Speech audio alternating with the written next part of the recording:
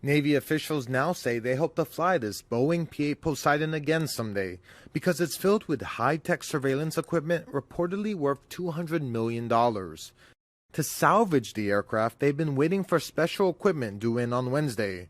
There are two options. One would be to float it and get it within range of a crane based there on the runway. And then we would lift it onto the runway, and it will settle down onto its landing gear, which is still in good condition. The other option is to float it, and then we would use roller bags, so circular kind of cylinders. It will float onto the top of those and then roll up onto the runway there. Officials say nearly all 2,000 gallons of fuel have been removed, and there have not been any leaks, but some coral may have been broken. There might have been some minor damage. We haven't really looked at where it impacted, but from what we can tell from the ground, I mean, there is no massive chunks missing. Navy divers took pictures underwater, but they have not yet been released. Sorry, just to clarify, Admiral, is it possible that the public may at some point be able to see these images? I would have to actually check on that, but in the interest of being open and transparent, I would hope so.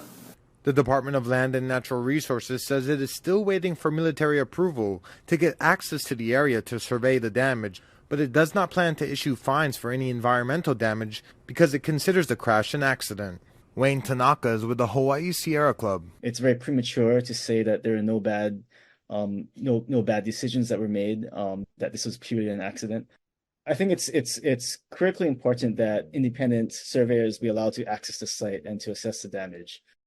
And again, still no timeline on how long it will take to get this plane removed from the bay. The Navy says one of the holdups is going through those environmental concerns to make sure the operation can be done with as little impact to the environment as possible. Reporting in Kaneohe, Eddie Dowd, Hawaii News Now.